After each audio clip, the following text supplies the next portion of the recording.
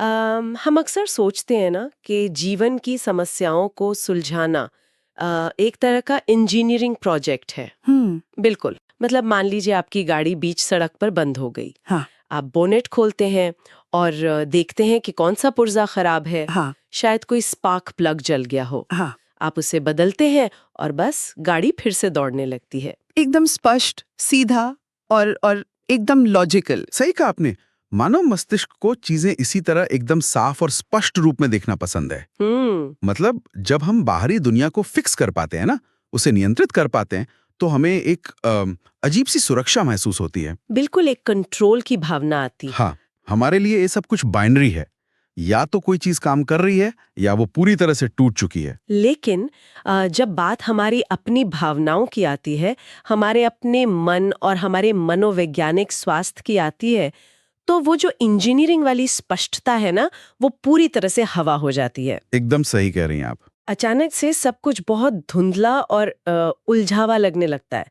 मतलब हम दुनिया की हर एक चीज को तो फिक्स करना चाहते हैं, लेकिन खुद की भावनाओं के उन उलझे हुए तारों को देखकर हम बस पैनिक करने लगते हैं। और यहीं पे हम एक ऐसे भावनात्मक लूप में फंस जाते हैं जहां से बाहर निकलना बहुत मुश्किल हो जाता है। बाहर सब कुछ ठीक करने की कोशिश में हम अंदर के उस मूल ढांचे को पूरी तरह अनदेखा कर देते हैं, जो असल में हमारी खुशी और हमारी शांति तय करता है। सही बात है। हमारी सारी मानसिक ऊर्जा हर छोटी बड़ी बात पर खर्च होने लगती है और दिन के अंत में हम पूरी तरह से खाली या कहें कि ड्रेन महसूस करते हैं। और यहीं से हमारी आज की ये चर्चा बहुत प्रासंगिक हो जाती है।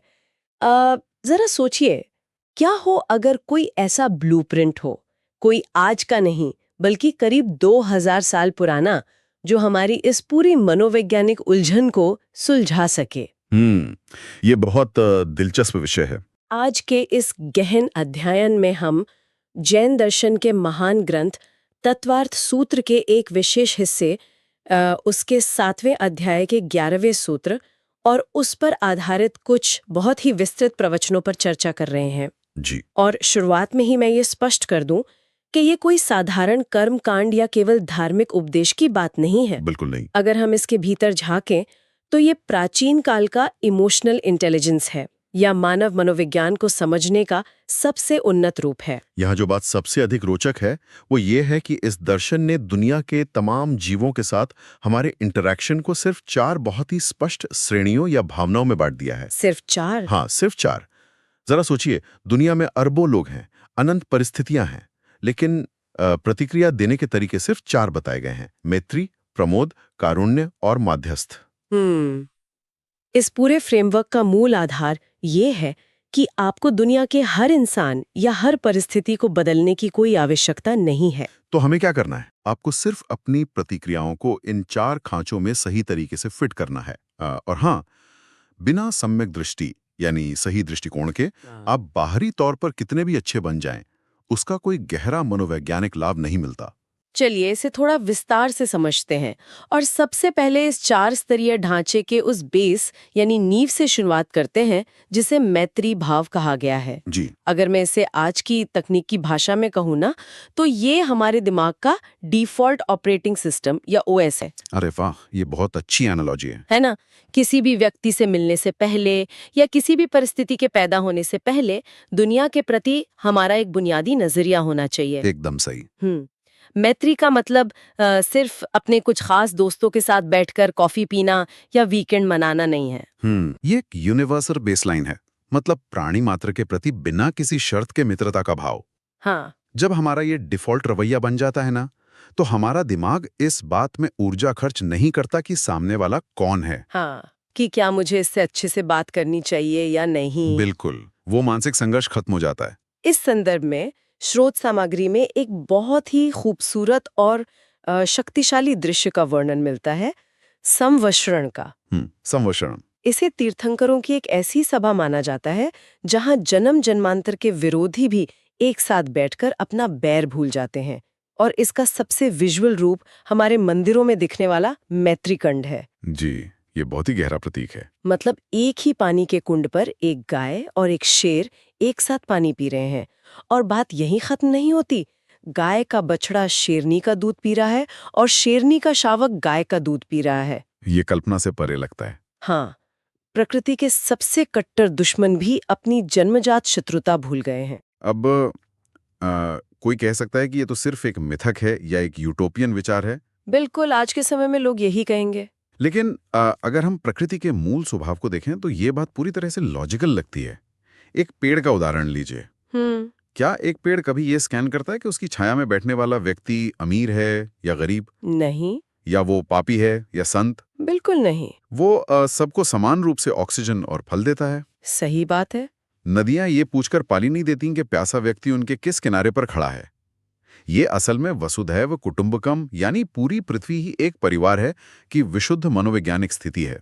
लेकिन चलिए इसे जंगलों और मिथकों से निकालकर एकदम वास्तविक आज की दुनिया में लाते हैं। हाँ, वो जरूरी है। आधुनिक काल में आचार्य श्री विद्यासागर जी महामुनि राज का एक बहुत ही शानदार उदाहरण हमारे स्रोतों में मिलता है जी। उन्होंने देखा कि कई आदिवासी समुदाय गहरी गरीबी में हैं और शराब या मांस जैसे व्यसनों के जाल में फंसे हुए हैं। अब एक सामान्य प्रतिक्रिया क्या होती? शायद थोड़ा दान दे देना। हाँ, या दूर से उपदेश देके चले जाना। बिल्कुल। लेकिन उन्होंने ऐसा नहीं किया। उन्होंने उनके कल्याण के लिए हथकरघा यानी हैंडलूम के प्रोजेक्ट्स लगवाए, उन्हें स्वावलंबी बनाया, उनके हाथों में रोजगार दिया। क्या बात है। और इसके बदले में केवल एक शर्त रखी कि वे व्यसनों का त्याग करेंगे। उन्होंने ये नहीं देखा कि ये लोग किस धर्म के हैं या उनकी पृष्ठभूमि क्या है। और यही असल में लोक कल्याण है।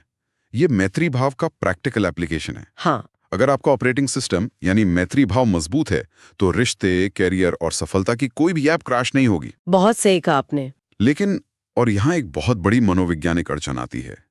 सामान्य जीवों या जो लोग हमारे स्तर पर हैं उनके साथ मैत्री रखना आसान है।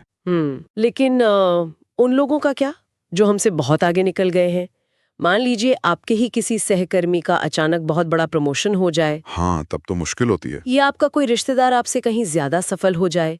डिफॉल्ट रूप से हमारे अंदर ईर्ष्या या जिसे आजकल फोमो कहते हैं वो पैदा होता है। क्या ऐसी स्थिति में भी मैत्री काम करती है? और ठीक इसी जगह पर यह फ्रेमवर्क अपने दूसरे स्तर को अनलॉक करता है जिसे प्रमोद भाव कहा गया है। प्रमोद भाव। जी। जब हमारा सामना किसी ऐसे व्यक्ति से होता है जो हमसे ज्यादा गुणी है, ज्ञानी है या सफल है, तब हमारा डिफॉल्ट रवैया ईर्ष्या नहीं होना चाहिए। तो क्या होना चाहिए? बल्कि प्रमोद यानी सच्ची प्रसन्नता होना चाहिए। ये ईर्ष्या का सबसे तेज और सबसे असरदार एंटीडोट है। यहाँ एक बात बहुत ही दिलचस्प हो जाती है। अक्सर हम हाईवे पर ट्रकों या कमर्शियल वाहनों के पीछे एक स्लोगन लिखा देखते हैं, जलो नहीं बराबरी करो। हाँ, बहुत आम स्लोगन है। ये सड़क पर दिखने वाला एक बहुत ही साधारण सा वाक्य है, लेकिन इसका दार्शनिक और मनोवैज्ञानिक वजन बहुत भारी है। बिल्कुल। ये स्लोगन उसी प्रमोद भाव का एक तरह से लोक संस्करण है। ईर्ष्या को अगर हम मनोवैज्ञानिक नजरिए से देखें तो वो दूसरों का कुछ नहीं बिगाड़ती। ईर्ष्या असल में वो भावना है जो आपका अपना विकास रोक देती है। सच में? एक बहुत ही असटीक तुलना दी जाती है कि किसी से ईर्ष्या करना ऐसा है जैसे किसी दूसरे के पढ़ते समय चिढ़कर अपने ही कमरे की लाइट बंद कर लेना। अरे बाप रे! इसमें नुकसान किसका हुआ? आप खुद अंधेरे में रह गए जबकि सामने वाला तो अभी भी पढ़ रहा है। हाँ। आज के दौर में ना क्रैब मेंटालिटी यानी केकड़े की मानसिकता की बहुत बात होती है। जी। मतलब एक टोकरी में बहुत सारे केकड़े हैं, अगर एक बाहर निकलने की कोशिश करता है तो बाकी के केकड़े उसे नीचे खींच लेते हैं। बिल्कुल। सोशल मीडिया ने तो इस ईर्ष्या को कई गुना बढ़ा दिया है। हर कोई किसी और की हाईलाइट रील देखकर अंदर ही अंदर कुढ़ रहा है। हाँ, ये एक महामारी बन गया है। लेकिन मैं यहाँ थोड़ा और गहराई में जाना चाहती हूँ। क्या दूसरों की सफलता पर खुश होना सिर्फ एक अच्छा इंसान बनने का तरीका है या इसमें हमारा कोई अपना फायदा भी है? यह पूरी तरह से एक सकारात्मक रूप में स्वार्थी तकनीक है। स्वार्थी? वो कैसे? इसे एक इत्र बेचने वाले यानी परफ्यूम बेचने वाले के उदाहरण से समझिए।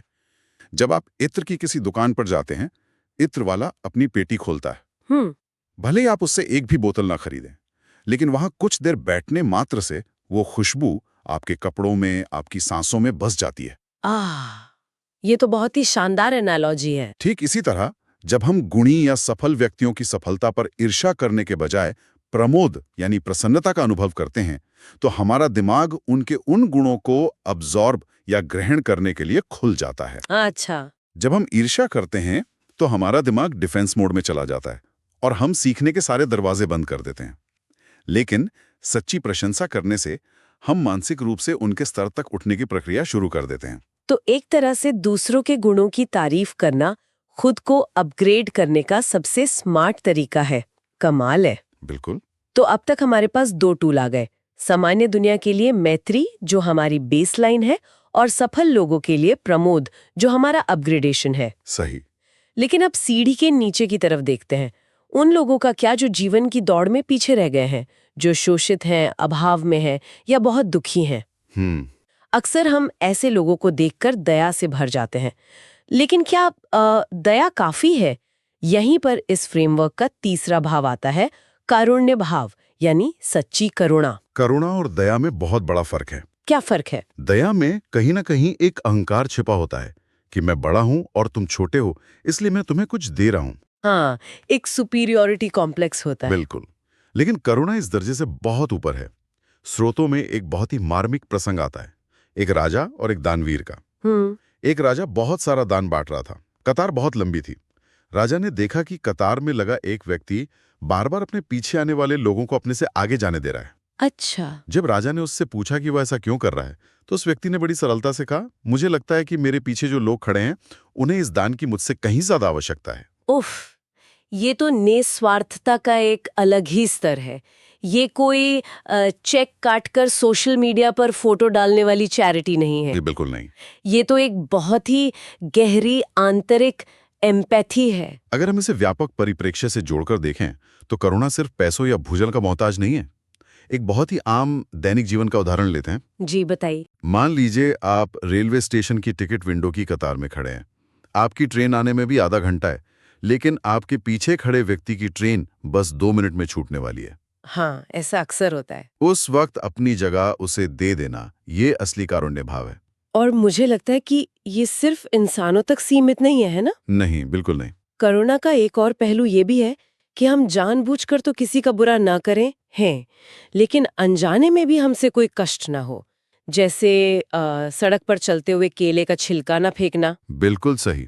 आप कह सकते हैं कि अरे मैंने तो किसी को गिराने के इरादे से छिलका नहीं फेंका था, लेकिन अगर उस छिलके से फिसलकर किसी का पैर टूट जाता है तो कर्म के सिद्धांत के अनुसार आप उस पीड़ा के जिम्मेदार हैं। आपकी लापरवाही ने एक चेन रिएक्शन शुरू कर दिया। लेकिन क्या ये बहुत थका देने वाला नहीं है? क्या मतलब? मतलब सड़क पर चींटियों को बचाकर चलना, किसी पक्षी को देखकर गाड़ी धीमी कर लेना, हर पल इतना सतर्क रहना, क्या इंसान को दिमागी रूप से थका नहीं देगा? शुरुआत में सतर्कता लग सकती है, लेकिन असल में ये अवेयरनेस यानी जागरूकता है।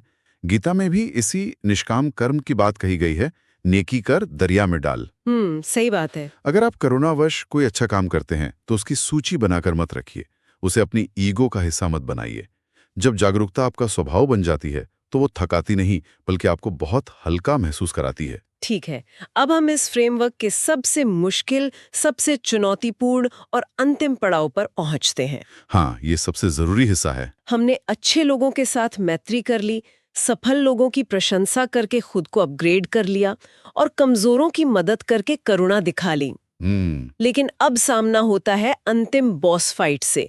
उन लोगों का क्या जो हद से ज्यादा टॉक्सिक है, जो हठी हैं, जो गलत रास्ते पर हैं और बार बार समझाने पर भी नहीं मानते। हाँ, जो शायद हमें नुकसान ही पहुंचाना चाहते हैं।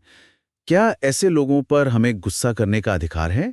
और ये वो जगह है जहां अच्छे लोग, बड़े दार्शनिक भी फेल हो जाते हैं।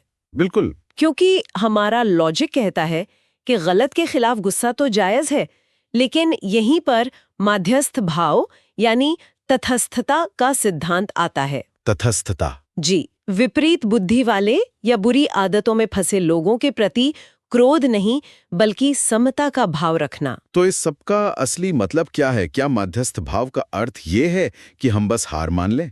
नहीं, ऐसा नहीं है। क्या मैं एक पंचिंग बैग बन जाऊं और कोई भी मेरे साथ कुछ भी गलत करे तो मैं बस मुस्कुरा कर कहूं कि मैं तो तटस्थ हूं? क्या ये एक तरह का स्पिरिचुअल बाईपासिंग या कायरता नहीं है? ये बहुत ही लाजवाब सवाल है और इसका सीधा जवाब है नहीं, ये कायरता नहीं है।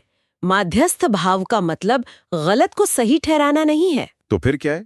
इसका मतलब यह है कि आप अपनी कीमती मानसिक ऊर्जा को फालतू के विवादों में बर्बाद होने से बचा रहे हैं। जो व्यक्ति पहले से ही अपनी टॉक्सिसिटी में अंधा है, उस पर गुस्सा करके आप उसे नहीं बदल रहे। आप सिर्फ अपना ब्लड प्रेशर बढ़ा रहे हैं और अपनी शांति भंग कर रहे हैं। सही बात है। वे लोग हमारे क्रोध के नहीं, बल्कि हमारी करुणा और क्षमा के पात्र हैं। तो ये असल में अपनी खुद की बाउंड्री सेट करने का एक तरीका है। बिल्कुल। और इसमें एक बहुत ही परिपक्व बात भी शामिल है। मान लीजिए वो हठी व्यक्ति किसी दिन अपनी गलती मान लेता है। जैसे हम कहते हैं ना कि सुबह का भूला शाम को घर आ जाए, तो माध्यस्थ भाव कहता है कि उस वक्त आपको उसे ताने नहीं देने चाहिए। अरे हाँ, आपको ये नहीं कहना चाहिए कि देखा मैंने तो पहले ही कहा था। उस वक्त भी आपकी प्रतिक्रिया शांत और तटस्थ होनी चाहिए। ये ईगो को पूरी तरह से किनारे रख देना हुआ। हाँ आमतौर पर तो हम आई टोल्ड यू सो कहने का कोई मौका नहीं छोड़ते। हाँ इस संदर्भ में स्रोत में सज्जन और दुर्जन की एक तुलना भी बहुत प्रासंगिक है, जो हमारे दृष्टिकोण को साफ करती है। हाँ, वो तुलना बहुत ही पैनी है। 3 प्रमुख लक्षण बताए गए।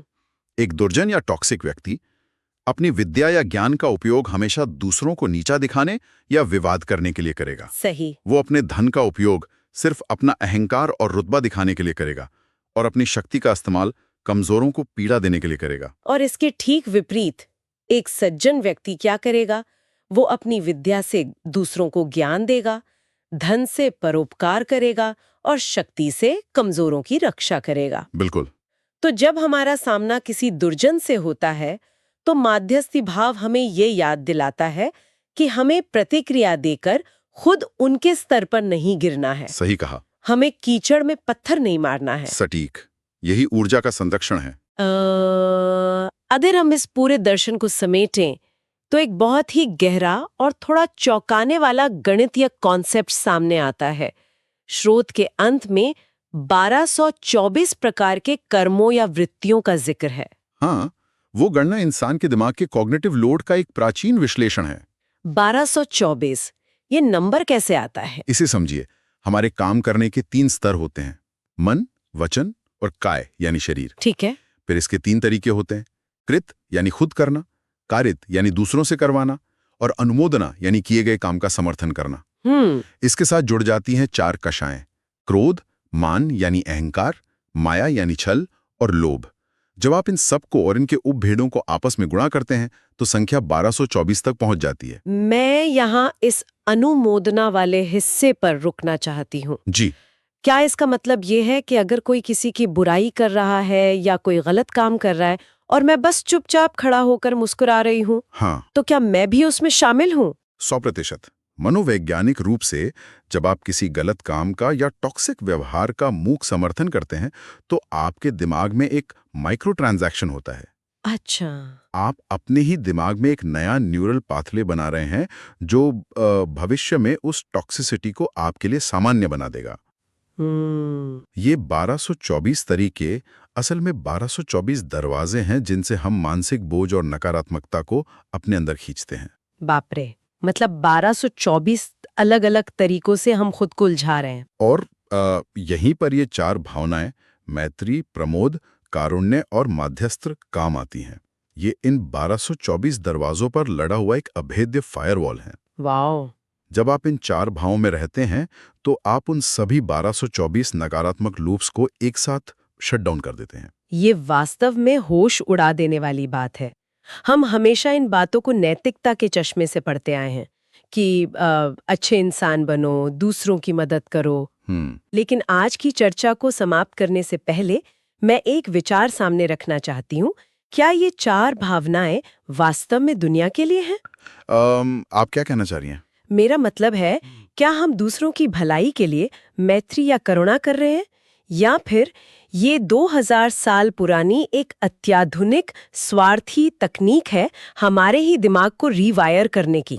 ये एक बहुत ही गहरा नजरिया है। क्योंकि जरा सोचिए ना, जब आप दुनिया को इस नजरिए से देखना शुरू करते हैं तो आप दुनिया को नहीं बदल रहे होते हैं, आप अपने दिमाग से दुश्मनों का वजूद ही मिटा देते हैं। बिल्कुल। और जब आपके दिमाग में कोई दुश्मन बचता ही नहीं तो ऐसा लगता है जैसे पूरी दुनिया आपके सामने झुक गई है, आप पर मेहरबान हो गई है। ये इस पूरी चर्चा का सबसे बेहतरीन निष्कर्ष है ये दुनिया को जीतने का नहीं बल्कि खुद को जीतने का ब्लूप्रिंट है। बिल्कुल। हमारी आंतरिक शांति किसी बाहरी घटना, किसी खराब स्पार्क प्लग या किसी टॉक्सिक इंसान की मोहताज नहीं है। सही बात है। तो अब सबसे बड़ा सवाल ये है कि इतनी भाग-दौड़, ईर्ष्या और शोरगुल से भरी इस दुनिया में आज जब हम घर से बाहर कदम रखेंगे तो अपने भीतर कौन सा भाव सक्रिय करेंगे? क्या हम किसी की सफलता देखकर ईर्ष्या का बटन दबाएंगे या प्रमोद के जरिए खुद को अपग्रेड करेंगे? क्या हम टॉक्सिक लोगों से उलझकर अपनी ऊर्जा जलाएंगे या माध्यस्थ भाव अपनाकर चुपचाप आगे निकल जाएंगे? चुनाव हमेशा हमारा है।